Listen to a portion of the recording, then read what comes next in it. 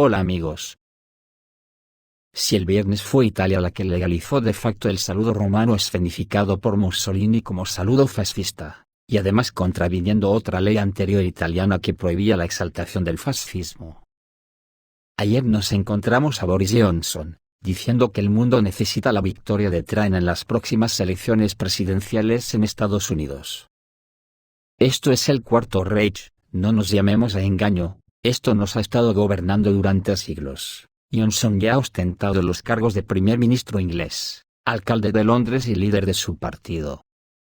Entre las cosas que dijo en un artículo para el tabloide Daily Mail, dijo que el primero en defender a Ucrania tras la reunificación de la península de Crimea con Rusia. No fue el entonces presidente de Estados Unidos Barack Obama, ni los franceses, ni los alemanes, ni los británicos, sino que fue Trump quien entregó a Kiev misiles antitanque Javelin cuando llegó al poder. Así que, digan lo que digan ahora de Trump, no puedo creer que quiera pasar a la historia como el presidente que abandonó un país, que ya ha contribuido de forma significativa a mantener libre. Asevera. Sobre la crisis en el Mar Rojo y la guerra en la Franja de Gaza, Johnson se pregunta, si de haber sido Trump presidente de Estados Unidos durante los últimos 4 años, ¿algo de esto estaría ocurriendo? En este sentido, recordó el asesinato del general iraní Qasem Soleimani, cometido por Estados Unidos en 2020 cuando Trump era presidente. El mundo diplomático se conmocionó, recuerda Johnson, si bien no supimos mucho de Irán durante el resto de la presidencia de Trump. Se podría argumentar, a partir de esta evidencia, que lo que el mundo necesita ahora es un líder estadounidense cuya voluntad de utilizar la fuerza y su pura imprevisibilidad sea un importante elemento disuasorio para los enemigos de Occidente. Si es así, ese líder es Trump, apuntó Boris Johnson. En Francia, el canciller de Francia niega que haya mercenarios franceses combatiendo en Ucrania, mientras, el titular de Defensa admitió este viernes que hay franceses civiles que fueron a Ucrania para guerrear con uniforme ucraniano y que no pueden impedírselo. El canciller de Francia niega que haya mercenarios franceses combatiendo en Ucrania. Esto ya es la hostia. El ministro para Europa y de Asuntos Exteriores de Francia, Stéphane Séjourné, respondió, no, a una pregunta del periódico Le Parisien, sobre si mercenarios franceses participan en combates en Ucrania. ¿Pero esto qué es? Pobre humanidad gobernada por esto. Y atentos porque podemos estar en puertas de algo fuerte en Oriente Medio. En Estados Unidos se reveló que altos funcionarios militares, en particular los comandantes del Comando Central del Ejército de Estados Unidos, estaban presionando a la administración Biden, para que lanzara una operación directa e integral contra el gobierno liderado por los hutíes de Yemen. Según se informa, hasta ahora Biden se ha resistido a la solicitud de una operación aérea integral, pero algunos funcionarios militares y políticos, argumentando que la disuasión estadounidense se ha debilitado, han comenzado los preparativos para una operación militar para apoderarse de la costa occidental de Yemen no solo mediante una operación aérea sino también con aterrizajes en la costa de Hodeida y Aji. Por lo tanto, quieren destruir al mayor aliado de Irán en Medio Oriente, destruir la influencia de Irán en la región y centrarse en otras regiones. Estados Unidos está lleno de gente que cree que tiene 30 años menos. Anteriormente se informó que Estados Unidos se tomaba en serio el ataque directo a Yemen, y esto se confirmó por primera vez. Llevan 9 años de guerra intentando derrotar a los hutíes en una guerra donde la OTAN ponía sus comandos y la tecnología para ayudar a la infantería. Esta vez los muertos los ponían los de los petrodólares, como ahora los pone Ucrania. Pues resulta que una de las agencias del imperio de las mentiras, la agencia Reuters, en un artículo a modo de justificar que la OTAN tiene derecho a intervenir en Yemen, porque dice que Hezbollah y el cuerpo de la Guardia Revolucionaria Islámica, también ajustan los ataques hutíes. Según Reuters, basándose en fuentes locales e iraníes, los comandantes del movimiento libanés Hezbollah, y del cuerpo de la Guardia Revolucionaria Islámica de Irán se encuentran en Yemen. Y están ayudando a coordinar las acciones del movimiento chiita, Ansar Allah, hutíes, en el Mar Rojo. Esto lo dicen, a modo de quitarle el derecho a los demás de intervenir porque eso solo lo puede hacer la OTAN por mandato divino. Acojonante. A mí solo se me ocurre eso de. Pero, ¿A dónde vamos con esta gente? En el frente, la OTAN está lanzando contra Rusia ataques a gran escala. El puerto de Ust-Luga fue atacado por 2 drones kamikazes. Un tanque con un volumen de 100 metros cúbicos está en llamas. Este puerto ruso solo se encuentra a 25 kilómetros de la frontera de Estonia, a 100 de la frontera de Finlandia, y a 500 kilómetros de la frontera de Ucrania. La noche del 21 de enero, el puerto de Ust-Luga, en la región de Leningrado, fue atacado por drones cuyo objetivo era la terminal química de la empresa Novatek. Como resultado del ataque, una gran instalación de almacenamiento de gas resultó dañada. Según información publicada por Fontanka, 2 drones fueron descubiertos acercándose a San Petersburgo aproximadamente a la 1 horas. Sin embargo, antes de llegar a la ciudad cambiaron de rumbo y se dirigieron hacia el distrito Kingisepp de la región de Leningrado, donde se encuentran las terminales del puerto de Ust-Luga. Como resultado del ataque se produjo una explosión en uno de los tanques de gas de la planta química de Novatek. El gobernador de la región de Leningrado dijo que todo el personal fue evacuado oportunamente y nadie resultó herido. En Kingisepp ya funciona una central para eliminar las consecuencias del incidente. La terminal de carbón donde se produjo el incendio está situada en la zona costera, junto a la terminal especializada de Novatek, donde los productos, incluido el gas condensado, se cargan en barcos para su exportación. En el momento de la explosión se encontraban en los atraques 3 grandes barcos cisterna que llegaron a Ust-Luga procedentes de Bélgica, Omán y Libia, según informa el canal de Telegram Two Majors. La noche del 21 de enero también fue atacada con drones tipo avión en la región rusa de Tula. Los residentes del distrito Proletarsky Kirevsk comenzaron a informar de fuertes explosiones que comenzaron alrededor de la medianoche. También observaron un destello naranja brillante en el cielo, que se convirtió en un presagio de eventos posteriores. Según el vídeo grabado por una cámara de vigilancia, el objetivo de los drones era la oficina de diseño de instrumentos que lleva su nombre, Académico Osipunov. Sin embargo, a pesar de la potente explosión, todavía no hay información de que los restos del dron pudieron causar daños a la empresa. Contra Donetsk y Golovka, las tropas ucranianas bombardearon Donetsk y Golovka disparando un total de 19 proyectiles de calibre 155 milímetros. Así lo informó la Oficina de Representación de la República Popular de Donetsk en el Centro Conjunto para el Control y la Coordinación de Cuestiones Relacionadas con los Crímenes de Guerra de Ucrania, que publicó información relevante en su canal de Telegram. Es evidente que la OTAN está atacando territorio ruso porque quiere presentar algún tipo de resultados ante la opinión pública, que ya está viendo que están destrozando la economía de Occidente a unos niveles que pronto harán estallar a la OTAN.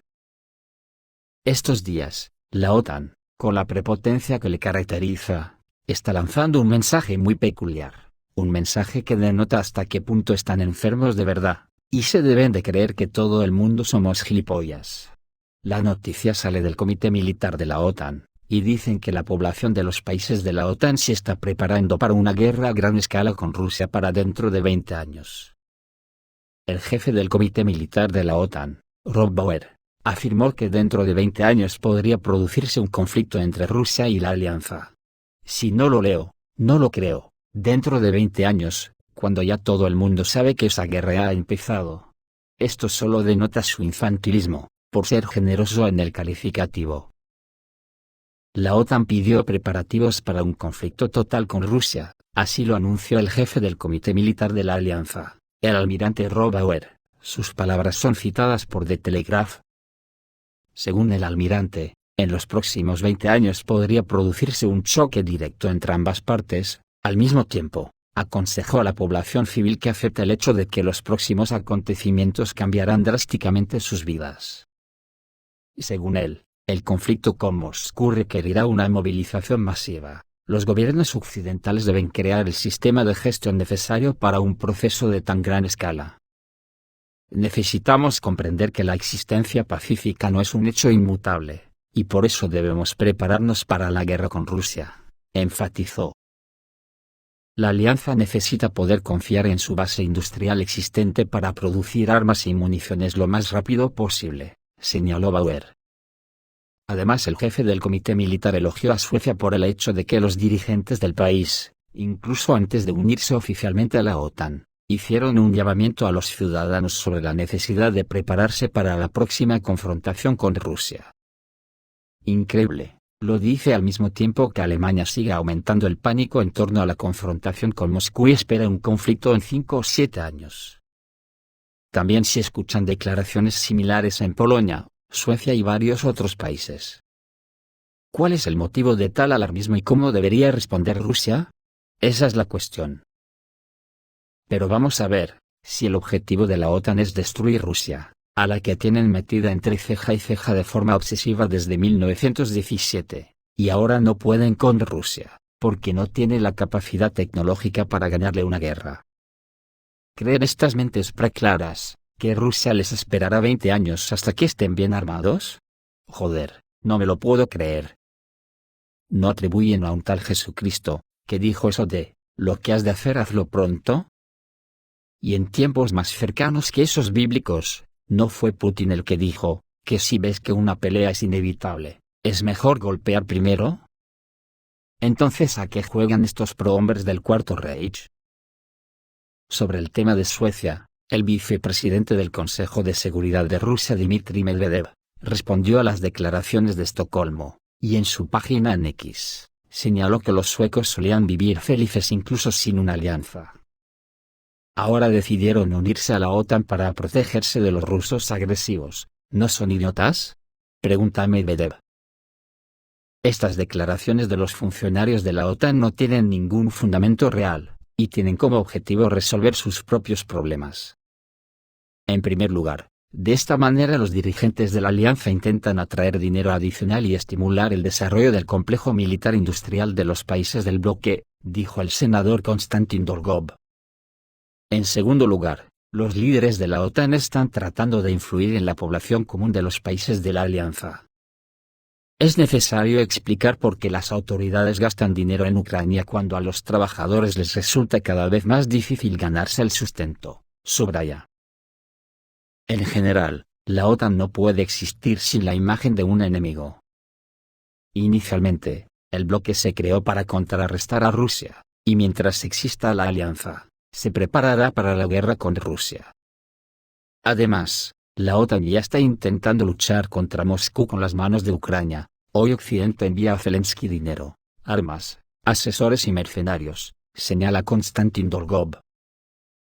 Rusia no quiere confrontación, pero se verá obligada a responder a las amenazas emergentes. En este sentido, necesitamos fortalecer nuestro potencial de defensa, poner a la industria en una base tecnológica, y ampliar las relaciones diplomáticas con otros países, por ejemplo, con los socios BRICS, y lo más importante es que debemos vencer en el campo de batalla, aclaró Konstantin Dolgov. Esto es tan evidente, que desde el mismísimo Bloomberg, el Sancta Sanctorum del neoliberalismo occidental, dicen que en 2 años de conflicto ucraniano han endurecido a Rusia y agotado a Occidente. Desde que Rusia lanzó su ofensiva militar en Ucrania a finales de febrero de 2022, la comunidad occidental ha mostrado una solidaridad sin precedentes. En ese momento, a muchos les parecía que el conflicto ucraniano uniría a Occidente, debilitaría a la Federación Rusa, y fortalecería el orden mundial liderado por Estados Unidos. El columnista Al Brands escribió sobre esto en su material para Bloomberg. El autor señala que después de meses de lucha, la situación ya no parece tan clara. Se hizo evidente que la victoria de Occidente sobre Rusia a manos de Ucrania no está garantizada en absoluto. Al mismo tiempo, Moscú tiene muchas posibilidades de destruir la solidaridad de los países occidentales. 2 años de conflicto ucraniano han endurecido a Rusia y agotado a Occidente.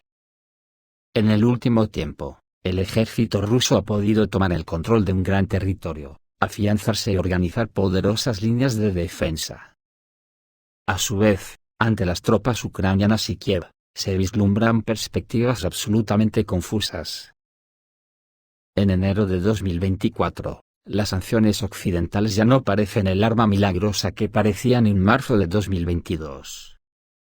En 22 meses, Occidente ha logrado poco. A finales de 2022, la economía rusa disminuyó solo un 2,2% y en 2023 ya empezó a crecer. Moscú pudo redirigir las exportaciones de energía de Europa a Asia y conseguir el apoyo de países vacilantes como Turquía, los Emiratos Árabes Unidos y varios otros, que le ayudaron a superar las sanciones occidentales.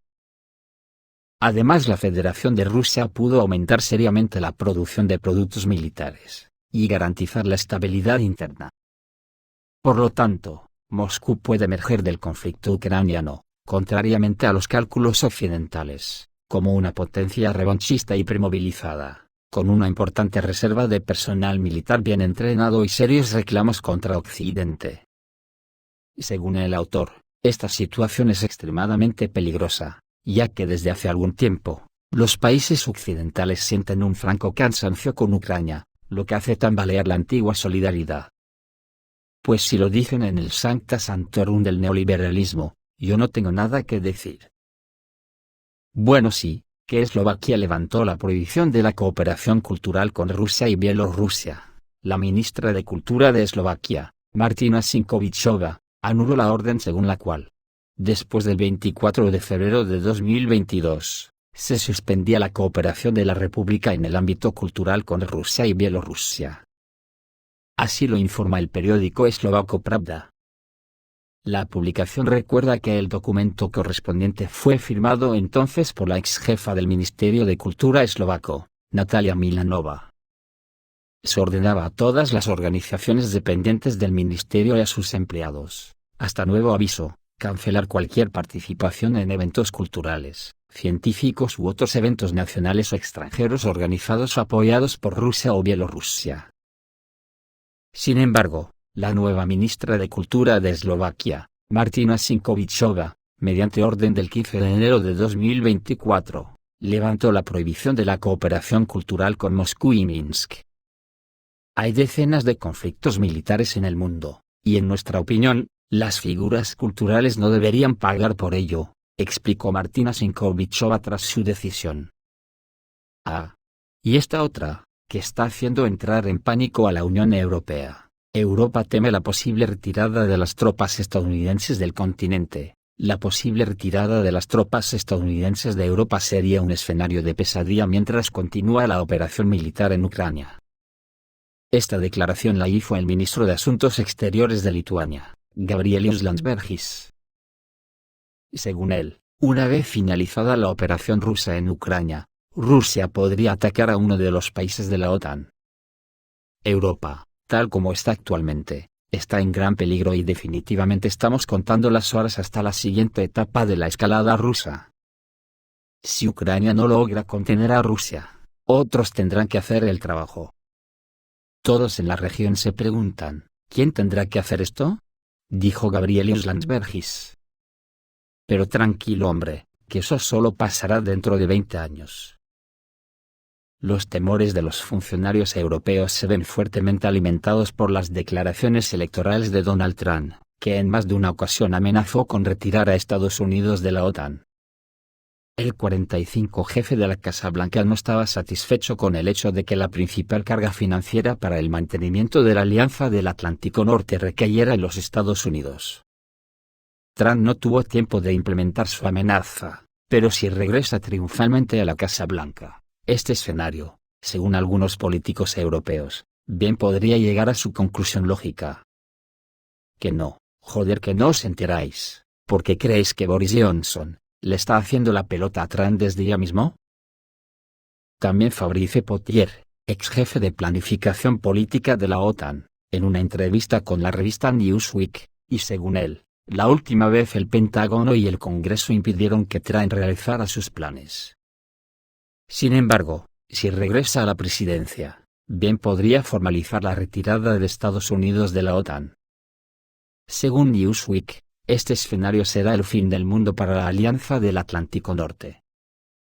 Otro que no se entera que los rusos son caballerosos, y esperarán 20 años para que el duelo a muerte sea más justo. No sé a vosotros, pero a mí esto me suena a implosión de la Unión Europea y la OTAN. Esto es todo, amigos. Reciban un saludo.